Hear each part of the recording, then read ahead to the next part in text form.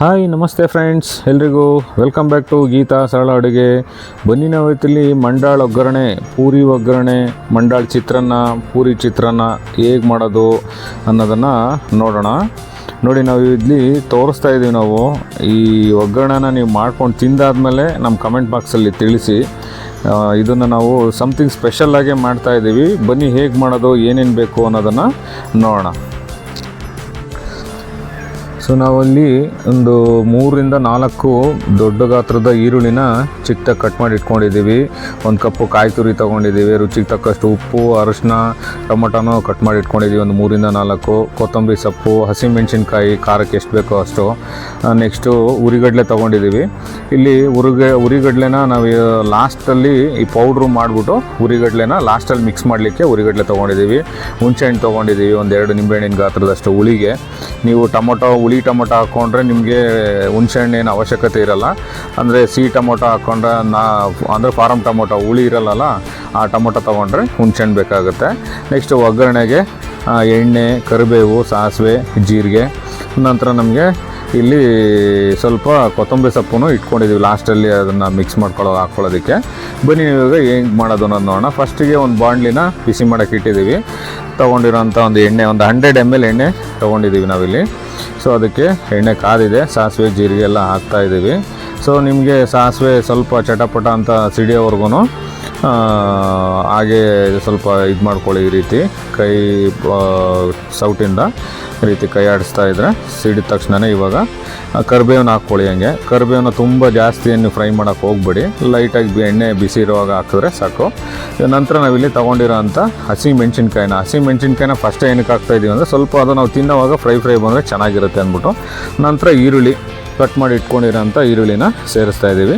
ಈರುಳ್ಳಿನೂ fry ಆಗಬೇಕು. ಇದು ಸ್ವಲ್ಪ ಡೀಪ್ ಫ್ರೈ ಅಂದರೆ ಸ್ವಲ್ಪ ಜಾಸ್ತಿ ಹೊತ್ತೆ ಇದನ್ನು ಫ್ರೈ ಮಾಡ್ಕೊಳ್ಳಿ, ಸ್ವಲ್ಪ ಬ್ರೌನಿಷ್ ಬರೋವರೆಗೂ ಈ ರೀತಿ ಕೈ ಆಡಿಸ್ತಾ ಇರಬೇಕು. ಸೊ ನಿಮಗೆ ಅದು ಸ್ವಲ್ಪ ಬಣ್ಣ ಕಲರ್ ಚೇಂಜ್ ಆಗಬೇಕು. ನೋಡಿ, ಇವಾಗ ಕೆಂಪಿಗಿದ್ದು ಇವಾಗ ಸ್ವಲ್ಪ ಲೈಟಾಗಿ ಬ್ರೌನಿಷ್ ತಿರುಗಿದೆ. ಸೊ ನಂತರ ನಾವಿಲ್ಲಿ ಟೊಮೊಟೊ ತೊಗೊಂಡಿದ್ವಲ್ವ, ಟೊಮೊಟೊನೂ ಅದಕ್ಕೆ ಸೇರಿಸ್ತಾ ಇದ್ದೀವಿ. ಟೊಮೊಟೊ ಹಾಕಿದ್ಮೇಲೆ ನೀವು ಸ್ವಲ್ಪ ಹೊತ್ತು ಫ್ರೈ ಮಾಡಬೇಕು, ಯಾಕೆಂದರೆ ಟೊಮೊಟೊ ನಿಮಗೆ ಸ್ವಲ್ಪ ಅದು ನಿಮಗೆ ಗೊಜ್ಜು ಥರ ಆಗಬೇಕು. ಚಿತ್ರಾನ್ನ ಗೊಜ್ಜು ಮಾಡ್ತೀರಲ್ಲ ಆ ಥರ ಆಗಬೇಕು. ಟೊಮೊಟೊನೂ ಸ್ವಲ್ಪ ಮೆತ್ತಗಾಗಬೇಕು.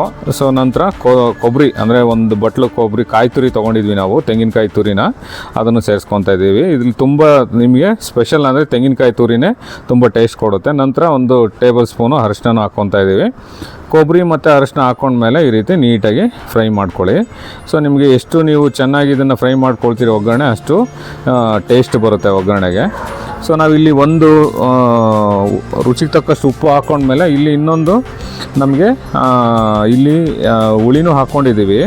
ಸೊ ಇವಾಗ ಏನಾಗುತ್ತೆ ಅಂದರೆ ಇಲ್ಲಿ ಒಂದು ಸ್ಪೆಷಲ್ ಇಂಗ್ರೀಡಿಯೆಂಟ್ ಹಾಲು ಹಾಕಿ ಮಾಡ್ತಾಯಿದ್ದೀವಿ ನಾವು. ಹಾಲನ್ನ ಮ್ಯಾಕ್ಸಿಮಮ್ ಯಾರೂ ಹಾಕೋಲ್ಲ, ತುಂಬ ಜನ ಹಾಕೋಲ್ಲ, ನಾವು ಹಾಕ್ತೀವಿ. ತುಂಬ ಮೆತ್ತಗೆ ಚೆನ್ನಾಗಿರುತ್ತೆ ಟೇಸ್ಟ್ ಅಂದ್ಬಿಟ್ಟು ಹಾಲು ಹಾಕ್ಕೊತಾ ಇದ್ದೀವಿ. 1 ಬಟ್ಲು ಹಾಲು ತೊಗೊಂಡಿದ್ದೀವಿ ನಾವು. ನೀವು ಕಾದಿರೋ ಹಾಲಾದರೂ ಹಾಕ್ಕೋಬೋದು, ಅಂದರೆ ತಣ್ಣಗಾಗಿರೋ ಹಾಲಾದರೂ ಹಾಕ್ಕೋಬೋದು. ಹಾಲು ಹಾಕೊಂಡ ತಕ್ಷಣ ಈ ರೀತಿ ಮಿಕ್ಸ್ ಮಾಡ್ಕೊಳ್ಳಿ ನೀಟಾಗಿ. ಸ್ವಲ್ಪ ಅದು ನಿಮಗೆ ಸ್ವಲ್ಪ ಲೈಟಾಗಿ ಬಿಸಿ ಮಾಡಿ, ತುಂಬ ಬಿಸಿ ಏನು ಮಾಡೋಕ್ಕೆ ಹೋಗ್ಬೇಡಿ. ಎಲ್ಲ ಆದಮೇಲೆ ಇದನ್ನು ಹಾಲನ್ನ ಮಿಕ್ಸ್ ಮಾಡ್ಕೋಬೇಕು ಈ ರೀತಿ. ಸೊ ಇಲ್ಲಿ ನೀವು ಉಪ್ಪು, ಹುಳಿ, ಖಾರ ಎಲ್ಲ ಇಲ್ಲೇ ನೋಡ್ಕೊಂಬಿಡಿ ಗೊಜ್ಜಲ್ಲೇ, ಯಾಕಂದರೆ ನಿಮಗೆ ಮಂಡಾಳ ಕಲಸಿದ ಮೇಲೂ ಉಪ್ಪು ಹಾಕ್ಕೋಬೇಕಾಗುತ್ತೆ. ಸೊ ನಿಮಗೆ ಕಲಸೋ ಟೈಮಲ್ಲೂ ಹಾಕ್ಕೋಬೋದು. ಈ ಸ್ಟೇಜಲ್ಲಿ ಮೀಡಿಯಮಾಗಿ ಉಪ್ಪು, ಖಾರ ಎಲ್ಲ ನೋಡ್ಕೊಳ್ಳಿ ಇವಾಗ.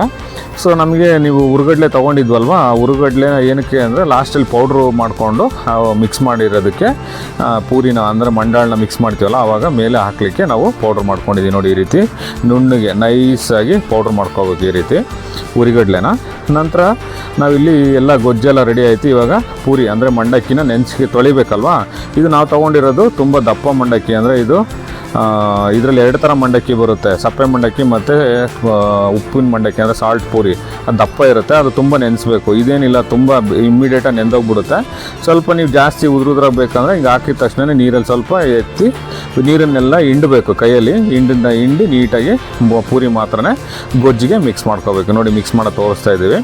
ಸೊ ಇದು ಮಿಕ್ಸ್ ಎಲ್ಲ ಆಗಿದೆ. ಇವಾಗ ನಾವು ಪೂರಿ ಪೌಡ್ರ್ ಇದನ್ನು ತೊಗೊಂಡಿದ್ವಲ್ಲ, ಉರಿಗಡ್ಲೆ ಪೌಡ್ರು, ಪೂರಿ ಮೇಲೆ ಕಲಸಿರೋ ಅಂಥ ಒಗ್ಗರಣೆ ಮೇಲೆ ಈ ರೀತಿ ಮಿಕ್ಸ್ ಮಾಡ್ಕೋಬೇಕು. ಇದು ಲಾಸ್ಟಲ್ಲಿ ನೀವು ಹಾಕ್ಕೋಬೇಕು, ಮುಂಚೆ ಎಲ್ಲ ಹಾಕ್ಕೋಬಾರ್ದು. ಮುಂಚೆ ಹಾಕ್ಕೊಂಡ್ರೆ ನಿಮಗೆ ಅದು ಗೊಜ್ಜೆಲ್ಲ ನಿಮಗೆ ಪೇಸ್ಟ್ ಥರ ಆಗೋಗ್ಬಿಡುತ್ತೆ.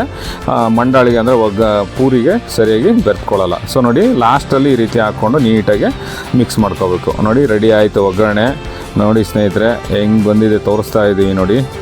ಅಂದರೆ ನಿಮ್ಗೆ ವಯಸ್ಸಾಗಿರೋರ್ಗು ನಿಮಗೆ ಇಲ್ಲದೆ ಇರೋರಿಗೆ ತುಂಬ ಚೆನ್ನಾಗಿರುತ್ತೆ. ಹಾಲು ಹಾಕೋದ್ರಿಂದ ಮೆತ್ತಗಾಗಿರುತ್ತೆ ಪೂರಿ ಅಂದರೆ ಮಂಡಾಳು ಸೂಪರಾಗಿ ಬಂದಿದೆ. ಇದ್ರ ಜೊತೆಗೆ ಮಿರ್ಚಿ, ಉತ್ತರ ಕರ್ನಾಟಕದ ಮಿರ್ಚಿ ಬಜ್ಜಿ ಅಂದರೆ ಮೆಣಸಿನ್ಕಾಯಿ ಅಂತ ಕರಿತೀವಿ ನಮ್ಮ ಕಡೆ.